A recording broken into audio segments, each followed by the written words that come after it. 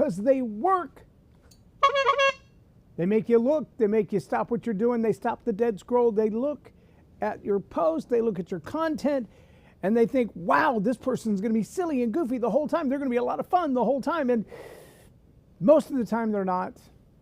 You get hooked in because of the thumbnail, which is kind of a bait and switch, or the first 5 seconds, which is a bait and switch. And what you lose is the true content, the meaning, the purpose, the vision, the mission, the core values of the video.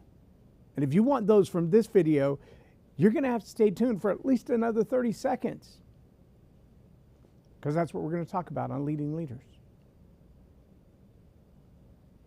Story Power Method to captivate your audience, improve workplace culture, and 10x your fundraising. Scan the QR code to book your first coaching call or visit storypowercoach.com. Real quick reminder, Narrative Warrior Kingdom cohort. We're in our first go around right now. 18 weeks from now, we will have our first graduates. Narrative warriors ready to combat the lies that are going on in our culture and our society and have a story that answers the challenge. Are you in? Subscribe now for access to our extensive media library of leadership lessons promoting faith, family, and freedom. Begin your personal growth plan at StoryPowerAcademy.com for leadership development and communication skills training. I'm J. Lauren Norris with Leading Leaders Podcast. Look, I know there are thousands of voices clamoring to be heard about what is the most effective marketing message. How do you get people to watch your video? How do you hook them? Do you need a clown horn? Do you need a funny hat? Do you need to jump around? Do you need to act silly? What do you do to get them to watch? How do you generate leads? How do you hook them into your concept, to your ideas so they'll stay? I have to be honest and tell you, the reason there's so many people doing it is because it works. There's a great series of videos that I've seen about how to trap a wild animal. Right? Mouse, rat, guinea, land-based birds, all of them. And they all seem to have a very similar tactic. There's one where they put a box and they've cut one side of the box down into two big pads, if you will, platforms. One of them is spring-loaded so that after the bird, the mouse, the critter decides to eat the food, it pops up and it closes it. And when I first saw that, I was like, well, that's just plain silly because, I mean, why would you want to close into a box that's just a spring-loaded lid? It's just going to walk right back out again. And the other side, the lid is down on that side too, so unless they both close up and latch somehow, what good is that? But the other side doesn't close up, it actually falls down. Same piece of cardboard, same box, just the other panel is cut to fold down. And it has a spring that makes it come back up to the ground after it folds down. Okay, kind of clever. And then what? When they put the seed down on the ground and the little guineas come to peck at the seed, one of them immediately starts eating all the seed that's on the ground outside of the trap area. The other one starts eating what's on the ground on top of the trap area, and then he continues to proceed inside until he's eating the seed, but he's no longer holding down the weight of that spring-loaded side, and it closes up and closes him in half the box. While he's closed up in half the box, he can still see his friend eating the seed on the other side. Well, he finishes what's on the ground, steps forward onto the one that folds down, and finds himself in a hole under the trap. Well, now the other guinea is stuck inside half of a box, and there's only one way out. If he doesn't know that he can't just push that door open, what's he going to do? He's going to go right where his friend just disappeared to, because in his mind, that's the only way out. This is your marketing message. That's exactly what it does. You feel like you're trapped in it, right? Especially these long AI-written stories about a couple, a relationship, a battle with cancer, a battle with liver disease, a battle with diabetes, whatever it is. There are these long sob story diatribes. Some of them are 1,000 words or more on a Facebook post. I've read them because I get sucked into a story as good as anybody else. And I love stories. You might have noticed that.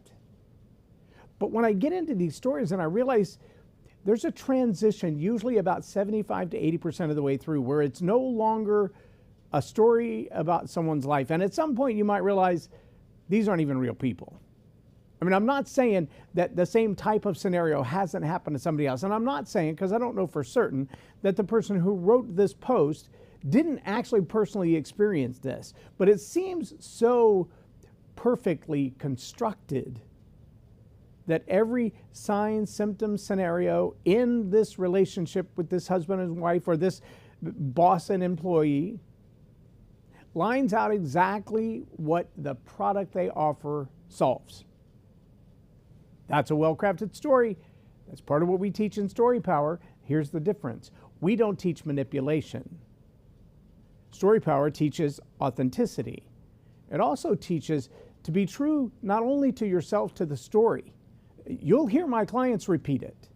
I throw out ideas to them sometimes while we're crafting a story, and they'll come back to me because they've heard me ask the question 1,000 times, especially my one-on-one clients, when we're working on a very definitive story. And I'll say, well, it could sound something like this or this or this or this or this. And the word that they've heard me say is that in integrity? Is that integrous? Is it authentic? Is it you? Are those words you would have said? Now, if you've used AI for any kind of story crafting, for the chapter in a book or writing your own marketing message or whatever, you know that it's not just that it comes up with clever ways of saying things, thinking of all the trending topics that are out there in the world. I've tested AI on some of my marketing material. Sometimes I'll just say, hey, give me some prompts about things I could talk about on the podcast. And sometimes I have fun using exactly the opposite of what it wrote, because what it wrote is silly, but it makes for good fodder. One of the ways that my clients work through their stories is to ask that question: is it authentic? Is it me? Is it real? Is that what I would have said? Is that my voice? And does it support my core values? Because sometimes what sells the best doesn't support what I believe. I want you to let that settle in for a minute. We're going to be on a summit this week. My wife and I are both speaking on the Conversion Summit about going deeper. It's about going deeper for people who want to build their business without leaving their faith in the other room. Let me say that again.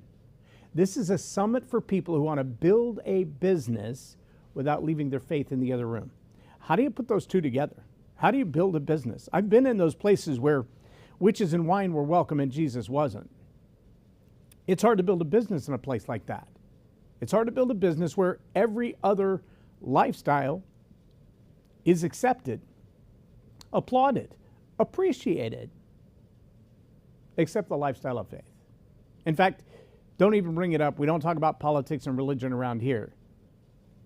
Okay, then I guess I shouldn't exist, right?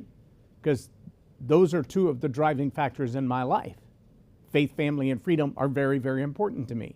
Most people are okay with talking about family, but they want to ignore the relationship that politics and religion, faith and freedom have on your family.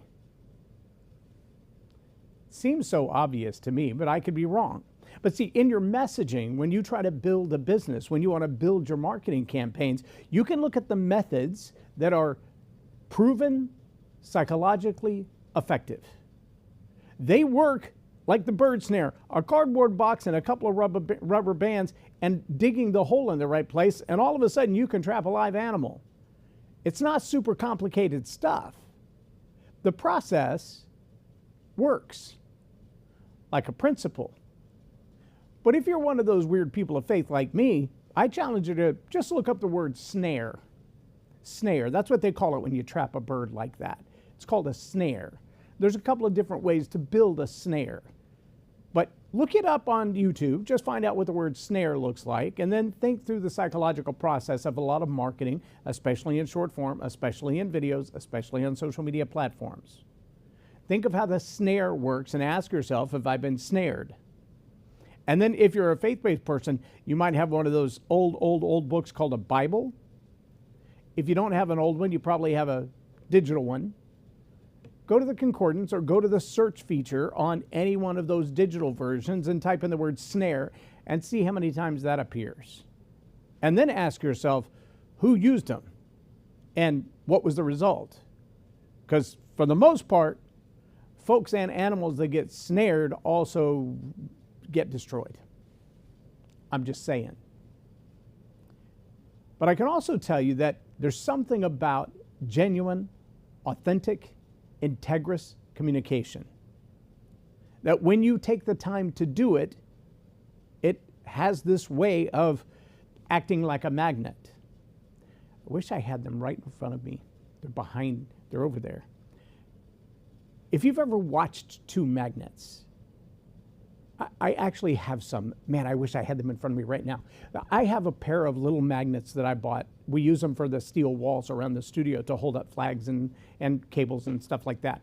But I have two of them that so attracted themselves to each other, they actually broke one of them.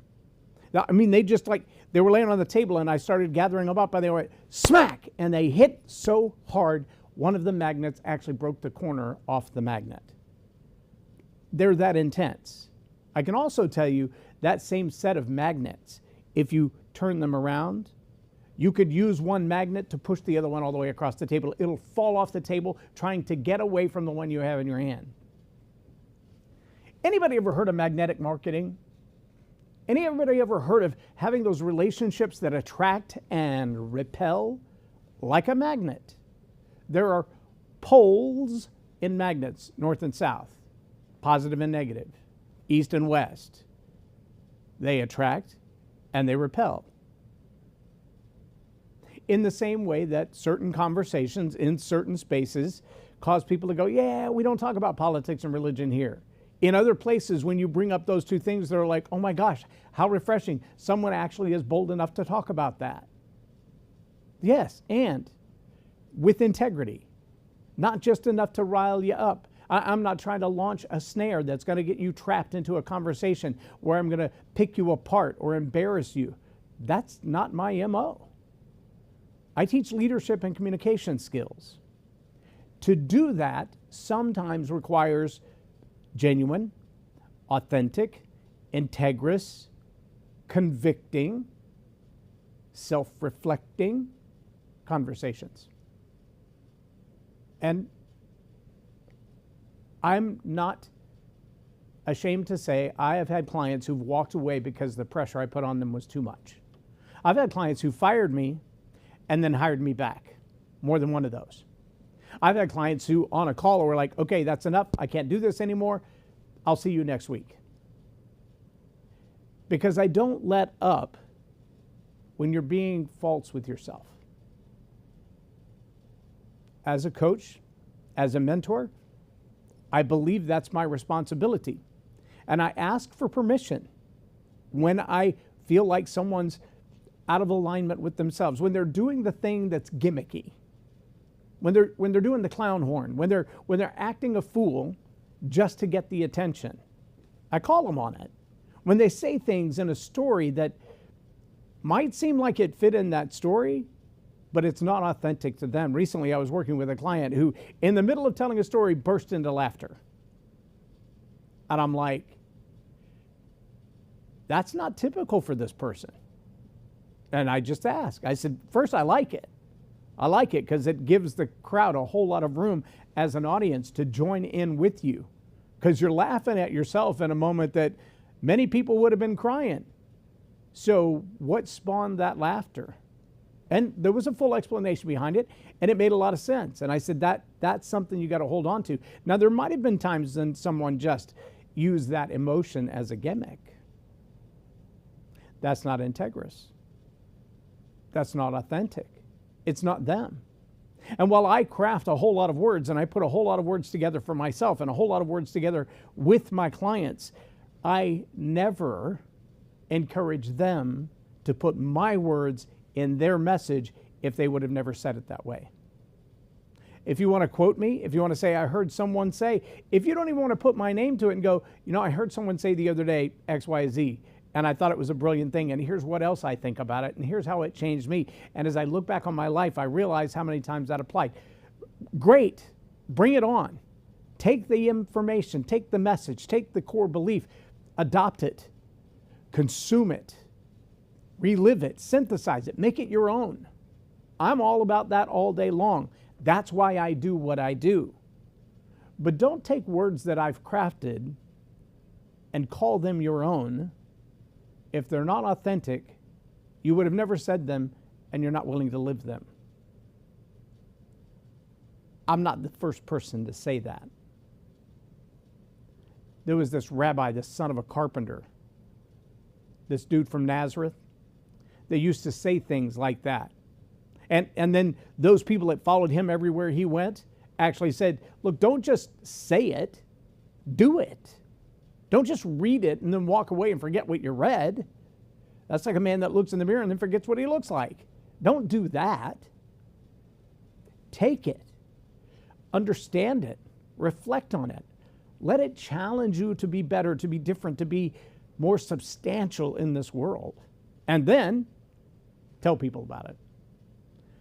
But first, take it, listen, reflect, become more self-aware, exhibit a little self-control in this process, and then teach it to other people. I believe someone said,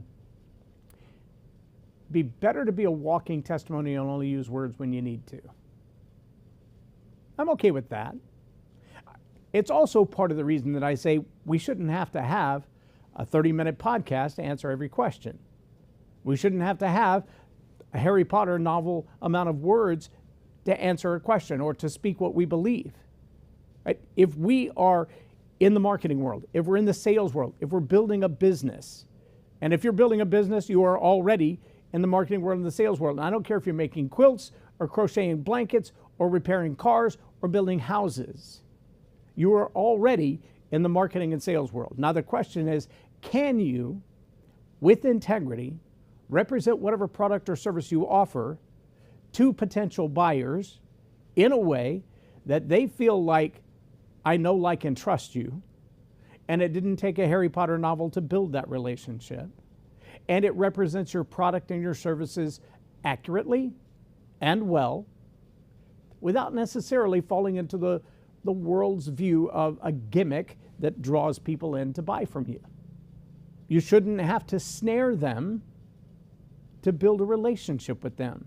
You shouldn't have to trap them to make them feel like, I got to do this way. Recently, in a conversation with a client, they said, what I don't want to do is what I've seen so many other people do, and that is to have that bait and switch almost, that hook, here's what you get, but if you really want the meat of it, you got to spend more money. I'm going to give you just enough to tell you that there is something, and then if you really want it, you're going to have to spend more money. I don't care how much you spent on this, you're going to have to spend more money. That's not the way I want to do my business either. But I do want you to understand, I'm not going to hold back. There's certain levels where what you get in this podcast versus what you would get in a 6-week course versus what you would get if you were in the Story Power Authority program, or what you're going to get when you're an elite customer. It isn't about taking things away. It's a matter of how much time do we have together? How much do I believe you can consume and apply practically? And changing that model in my own life, that was a hard conviction. It was hard when somebody came to me and said, A, you're giving away the farm, and not only is that a bad thing for you financially, but it's also unusable by your clients. I mean, you're giving them all of this and they can't even manage what they've got. Break it down into bite-sized chunks in a way that they can apply it and see the results. And then when they can see the results, they'll actually get more impact from it. Now they've got results that they want to compound. Now they can go to the next level. That's not about gimmicks. That's not about a snare. That's not about a trap. It's about a conviction to what I say I believe. It's about doing what I say I believe. It's about living that out. And that's all I'm challenging you to. I'm not saying don't use market wisdom. We should be as wise as serpents and as gentle as doves. We should understand how the marketing ploys work so that we can avoid them or improve upon them. But if you speak your convictions If you know how to tell the stories from your life, from your business, from your growth, from your experiences, I tried this and it was dumb. I did this. I would never do that again. I don't know what made me do it in the first place or what I was thinking, but I can tell you, don't do that. Told a client on a call the other day, it's taken me 15 years to figure some of these things out. 3 changes in the last 48 months have completely revamped what we've been doing for 15 years. Those 3 changes probably cost me tens of thousands of dollars, perhaps hundreds of thousands of dollars in lost sales, in wandering relationships, and in a whole lot of effort that was applied ineffectively.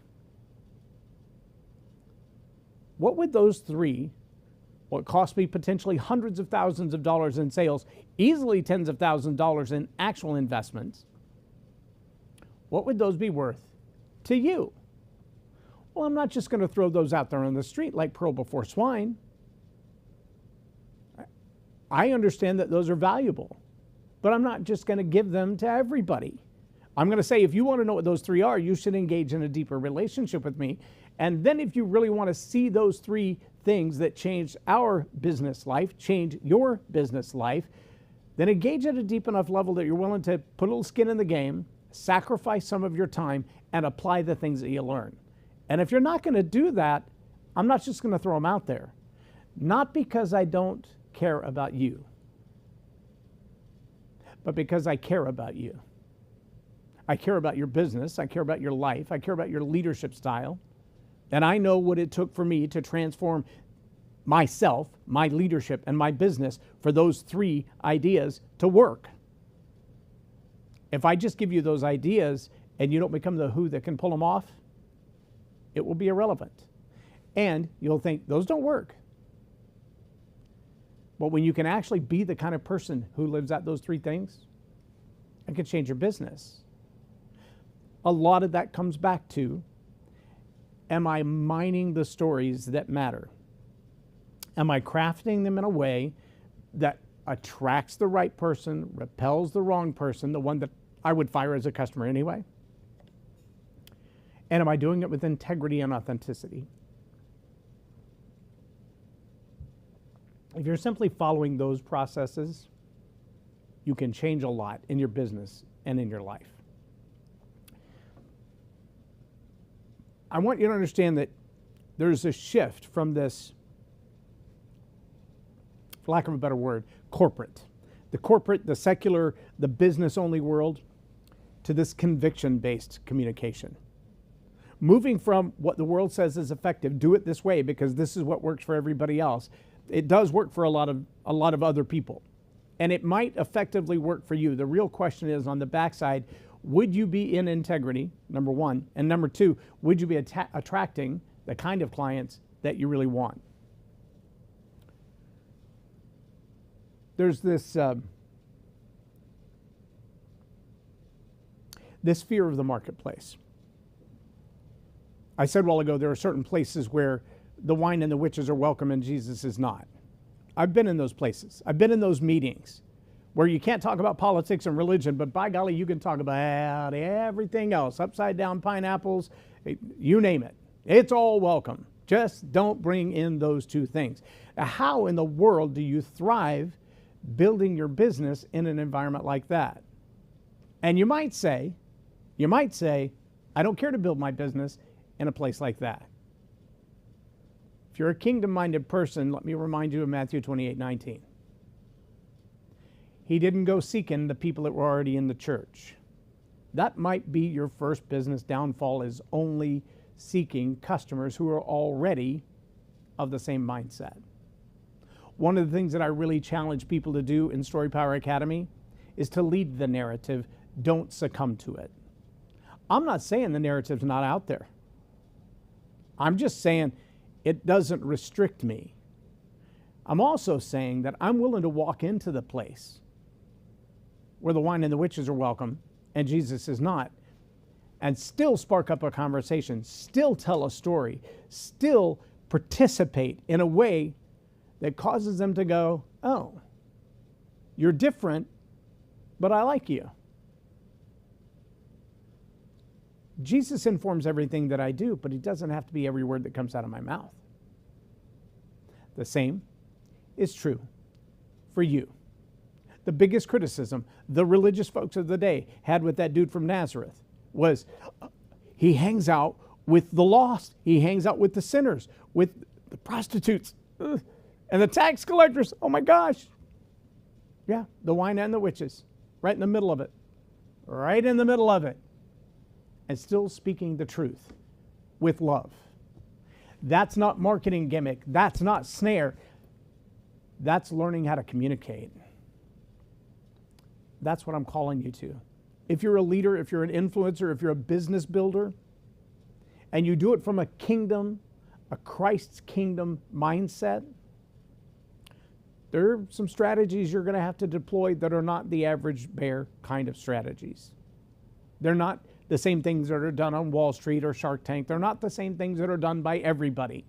I'm not saying those things are necessarily wrong, and I'm certainly not saying they don't work. They do. But are they you? Are you attracting the kind of clients that you want to work with? There's something about that, let me say it like this, that conviction-driven pitch that's so different from the gimmicks. I've had people walk up to me at network meetings after I just tell about one of our podcasts, the Story Power TV, that show. We always ask the question, who is Jesus to you and why should I care? And when I invite guests to be on that show, I'll give them a heads up ahead of time. And so I've said in meetings, hey, love you to be on the show. We can talk about whatever you want to, but I am going to ask that question, and how you respond is totally up to you. I'm okay with that. And I've had people approach me after making that statement in a meeting and go, I want to be on the show. I've also had people come up to me and go, that was bold just to mention that name in public. I didn't know you were like that.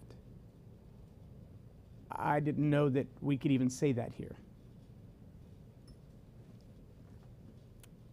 The worst they can do is ask me to leave. I'm okay with that. I know how to shake the dust off my feet and move on. But I'm not going to hide it. I'm not going to lie about it. And that conviction-based pitch is going to attract or repel or both. And really all that does is save me a whole lot of time filtering through my follow-up, my customer leads, my tags, my email, my CRM, my landing page doesn't get filled with people who are like, ooh, what's the price? Ooh, what's the price? Is it effective? Is it for you? Maybe it is. Go to storypoweracademy.com and find out. But if you're trying to build a business through the lens of kingdom, with the conviction at heart of kingdom-mindedness, I'm not telling you the gimmicks don't work. They do. I'm not telling you you should abandon all of the great slick sales pitches that are out there, not letting AI write your marketing for you. Give it a whirl. But regardless where you come up with these sales pitches, lead lines, closes, email content, ask yourself, is it authentic? Is it integrous? And is it also aligned with the kingdom I say I serve and the word I say I believe? If it is, rock on. And if it doesn't, give it another go. And if you need some help with that, two things. Today, you can jump on the conversions call.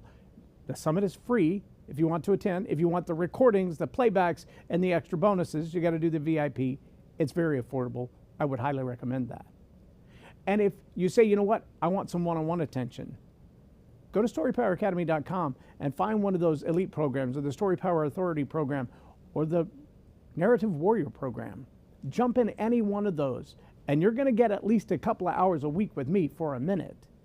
And we will have some time to work through your story, through your message, through your convictions, and ask that question. Is it you? Is it authentic?